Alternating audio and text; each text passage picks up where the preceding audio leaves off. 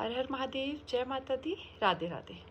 आज हम बात करेंगे देवी भागवत महापुराण के पूर्वार्ध के प्रथम स्कंद के अध्याय नंबर 16 के बारे में। इसमें जो है व्यास जी कहते हैं, जब मधु और कैटव को मारने के बाद विष्णु जी बैठ गए तो उनके भीतर, हृदय के भीतर एक गहन शांति थी। उन्हें एक दिव्य ध्वनि सुनाई दे रही थी। उनके भीतर से वो कोई सामान्य शब्द नहीं थे, बल्कि एक अर्थ श्लोक था, स्पष्ट, उज्जवल, रहस्य से भरा हुआ। विष्णु जी ने उस चीज़ को बहुत ध्यान से सुनते रहे, पर उनका मन जो है ना विचलित हो गया, जैसे कोई भूला हुआ सत्य बार बार स्मरण आ रहा हो। तभी करुणा और सौंदर्य की मूर्ति देवी लक्ष्मी जी जो है वहाँ पे प्रकट होती हैं। उनके मुख पर बहुत मुस्कान थी और वाणी में अपार शांति।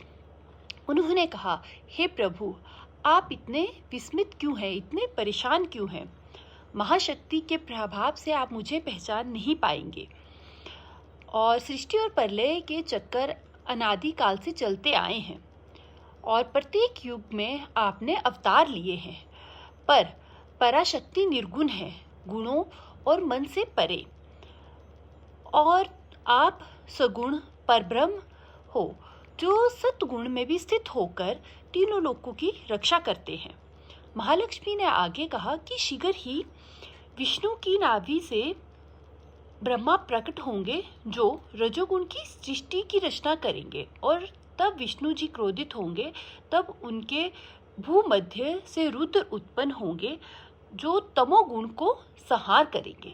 इस प्रकार सृष्टि, पालन और संहार तीनों शक्तियां एक ही मां शक्ति से प्रभावित होंगी। फिर देवी ने स्नेहपूर्वक कहा, मैं आपकी सात्विक शक्ति हूँ, आपका अनहद चक्कर मेरे में ही निवास है, मैं सदैव आपके साथ रहूंगी। यह सुनकर विष्णु जी ने विनम्र स्वर में पूछा, देवी, जो अर्थ श्लोक मैंने सुना वो वाणी किसकी थी? वह ध्वनि हृदय में उसी प्रकार गूंजती रही जैसे निर्धन मनुष्य के मन में धन की कल्पना करता रहता है। तब महालक्ष्मी जी बोली, मुख का आनंद से दीप हो उठा। उन्होंने कहा, हे विष्णु, ये वाणी आदि शक्ति की है, निगुण, निराकार, परम शुद्ध। वही आगे चलकर देवी भागवत के रूप में प्रसिद्ध होंगी। उसी से तो आपको यह रहस्य, उन्होंने ही यह आपको रहस्य प्रकट किया है। कुछ समय पश्चात श्री विष्णु ने मधु और कैटव वध किया था और उसी दिव्य अर्थ श्लोक का गहन अध्ययन किया। तभी ब्रह्मा प्रकट हुए और आश्चर्य से पूछ बैठे, हे जगदीश्वर, आप किसकी स्तुति करते हैं? आपसे श्रेष्ठ कौन है?